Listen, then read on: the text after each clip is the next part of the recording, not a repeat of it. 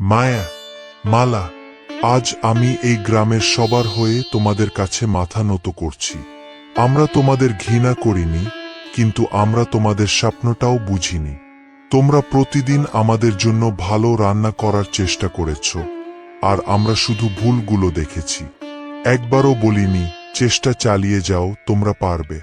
আজ বুঝতে পারছি একটা ভালো কথা একজন মানুষের জীবন বদলে দিতে পারে। আমরা সেই কথাটাই বলতে পারিনি। আমাদের ক্ষমা করে দাও মা। বৃদ্ধের কথা শুনে গ্রামের সব মানুষ একে একে সামনে এগিয়ে এলো। কেউ চোখ মুছছে, কেউ মাথা নিচু করে দাঁড়িয়ে আছে। সবাই দুই বোনের কাছে থেকে এক প্লেট করে বিরিয়ানি নিল। পুরো গ্রাম একসঙ্গে বসে সেই বিরিয়ানি খেতে শুরু করলো। কয়েক মুহূর্তের মধ্যেই চারদিকে শুধু একটাই শব্দ, অসাধারণ।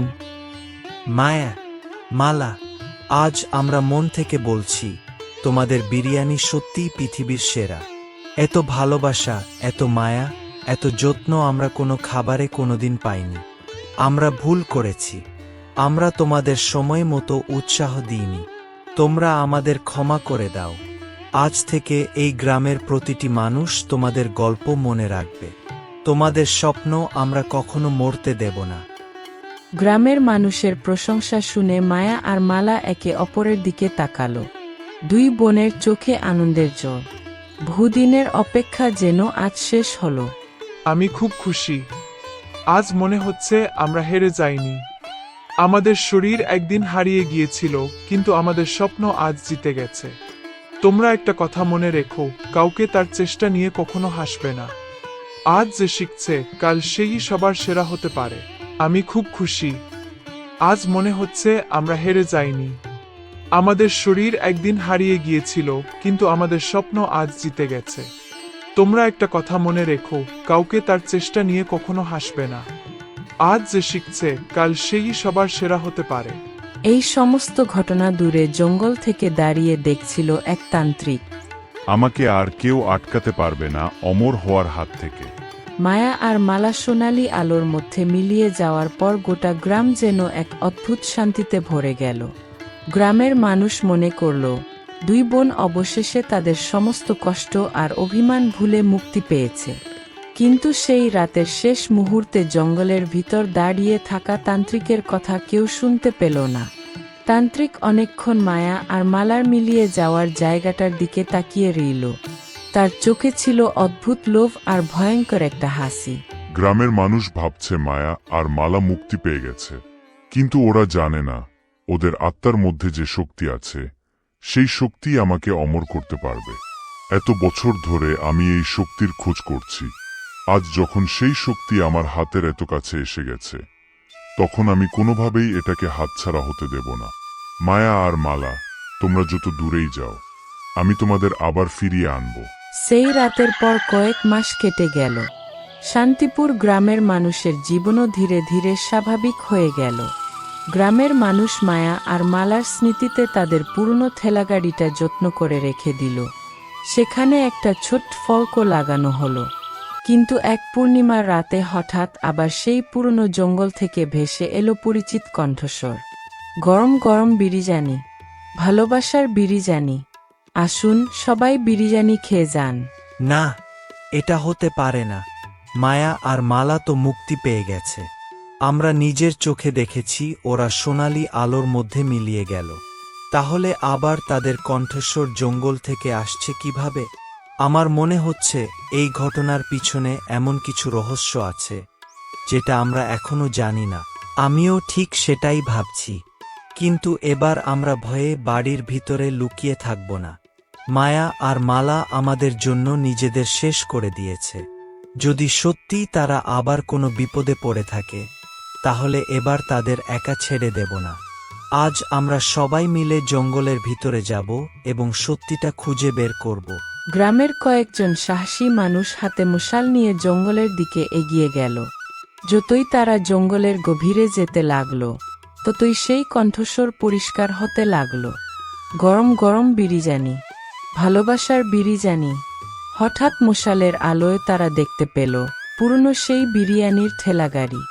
কিন্তু ঠেলাগাড়ির পাশে মায়া আর মালা নেই। কাকু, ঠেলাগাড়িটা তো মায়া আর মালার, কিন্তু ওরা কোথায়? আর এই বিরিয়ানির গন্ধটা আসছে কোথা থেকে? ঠিক তখনই ঠেলাগাড়ির পিছনের অন্ধকার থেকে ধীরে ধীরে দুটো ছায়া বেরিয়ে এলো। গ্রামের মানুষ ভয়ে পিছিয়ে গেল, কিন্তু এবার সেই দুই ছায়া তাদের দিকে এগিয়ে না এসে হাত তুলে যেন কিছু দেখানোর চেষ্টা করল। তারপর হঠাৎ মায়ার কণ্ঠস্বর শোনা গেল। তোমরা ভয় পেছো না, আমরা তোমাদের ক্ষতি করতে ফিরে আসিনি। তোমরা যে ভালোবাসা আমাদের দিয়েছিলে, সেই ভালোবাসার কারণেই আমরা আবার তোমাদের সামনে আসতে বাধ্য হয়েছি। কিন্তু এবার আমাদের নিজেদের জন্য নয়, তোমাদের সবাইকে একটা বিপদ থেকে বাঁচানোর জন্য আমরা ফিরে এসেছি। জঙ্গলের ভিতরে এমন একজন আছে যে আমাদের আত্মার শক্তি ব্যবহার করে নিজের স্বার্থ পূরণ করতে চাইছে। আমরা ভেবেছিলাম আমাদের মুক্তি হয়ে গেছে, কিন্তু যাওয়ার সময় আমরা বুঝতে পেরেছিলাম আমাদের আত্মার একটা অংশ এখনও এই জঙ্গলের সঙ্গে আটকে আছে। সেই অংশটাকে ব্যবহার করেই তান্ত্রিক নিজের শক্তি বাড়াতে চাইছে। সে যদি সফল হয় তাহলে শুধু আমরা নয়, পুরো শান্তিপুর গ্রামও ভয়ঙ্কর বিপদের মধ্যে পড়বে। তাই এবার তোমাদের সাহায্য আমাদের দরকার। মায়া, মালা, তোমরা যখন আমাদের এতদিন ক্ষমা করে দিয়েছ, তখন আমরা কিভাবে তোমাদের বিপদের সময় পিছিয়ে থাকি? তোমরা আমাদের গ্রামের মেয়ে, তোমাদের জন্য আমরা কত ভুল করেছি, কত কষ্ট দিয়েছি। এবার যদি তোমাদের জন্য আমাদের সামনে কোনো বিপদও আসে, আমরা সবাই একসঙ্গে তার মোকাবিলা করব। গ্রামের সবাই একসঙ্গে দাঁড়িয়ে গেল, কিন্তু ঠিক তখনই জঙ্গলের চারদিক থেকে একটা ভয়ঙ্কর হাসির শব্দ ভেসে এলো। মশালের আগুন একসঙ্গে নিভে গেল। অন্ধকারের ভিতর থেকে তান্ত্রিকের কণ্ঠস্বর শোনা গেল। তোরা সবাই এখানে চলে এসেছিস, খুব ভালো হয়েছে। এতে আমার কাজ আরো সহজ হয়ে গেল। মায়া আর মালার আত্মার শক্তি আমি পেতেই যাচ্ছি, আর সেই শক্তি পাওয়ার পর আমি আর কোনোদিন বুড়ো হব না, কোনোদিন মরব না। এই পৃথিবীতে আমার মতো শক্তিশালী আর কেউ থাকবে না। তুই অমর হওয়ার জন্য দুই নিরপরাধ মেয়ের আত্মাকে ব্যবহার করতে চাস? তুই জানিস না, মানুষকে কষ্ট দিয়ে কোনো শক্তি পাওয়া যায় না। মায়া আর মালা আমাদের ভুল ক্ষমা করেছে। আজ আমরা সবাই তাদের পাশে দাঁড়িয়েছি। তুই একা হলেও আমরা পুরো গ্রাম। তান্ত্রিক মন্ত্র পড়তে শুরু করল। জঙ্গলের চারদিকে কালো ধোঁয়া ছড়িয়ে পড়ল। মায়া আর মালার শরীর থেকে যেন আলোর ছোট ছোট কণা বেরিয়ে তান্ত্রিকের দিকে যেতে লাগল। দুই বোন যন্ত্রণায় চোখ বন্ধ করল। মালা, মনে হচ্ছে আমাদের শক্তি ধীরে ধীরে ওর দিকে চলে যাচ্ছে, কিন্তু আমরা ওকে জিততে দিতে পারি না। আমরা অনেক কষ্টের পরে মুক্তি পেয়েছি। আমাদের জন্য নয়, এই গ্রামের মানুষগুলোর জন্য আমাদের আবার দাঁড়াতেই হবে। হ্যাঁ দিদি, আমরা জীবনে অনেক কষ্ট পেয়েছি, কিন্তু এই গ্রামের মানুষ আমাদের শেষ পর্যন্ত ভালোবাসা দিয়েছে। আজ সেই ভালোবাসাই আমাদের সবচেয়ে বড় শক্তি। আমরা যদি একসঙ্গে থাকি তাহলে কোনো অন্ধকার আমাদের হারাতে পারবে না। এটা কি হচ্ছে? তোদের আত্মার শক্তি তো আমার হাতে চলে আসার কথা, তাহলে এই আলো এত শক্তিশালী হচ্ছে কিভাবে? কারণ এটা শুধু মায়া আর মালার শক্তি নয়, এটা ভালোবাসার শক্তি। যে ভালোবাসা মানুষকে মৃত্যুর পরেও মানুষের মনে বাঁচিয়ে রাখে। সোনালি আলো ক্রমশ আরও উজ্জ্বল হতে লাগল। তান্ত্রিকের সমস্ত কালো শক্তি ধীরে ধীরে তার শরীর থেকে বেরিয়ে যেতে লাগল।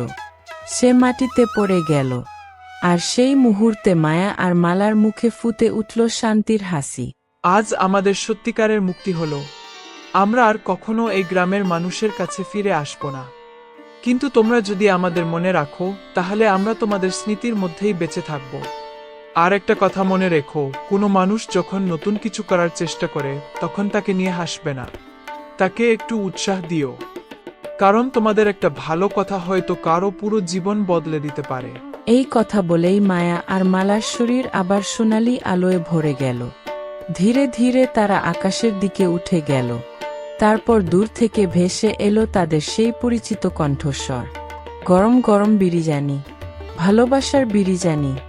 গ্রামের মানুষ চোখের জল মুছে হাসতে হাসতে একসঙ্গে বলল, হ্যাঁ মায়া, হ্যাঁ মালা, তোমাদের ভালোবাসার বিরিয়ানি আমরা কোনোদিন ভুলব না। তোরা কি ভেবেছিস আমি এত সহজে হার মানব? তোদের আমি সর্বনাশ করেই ছাড়ব, আর এই আত্মার শক্তি একদিন আমার হবেই।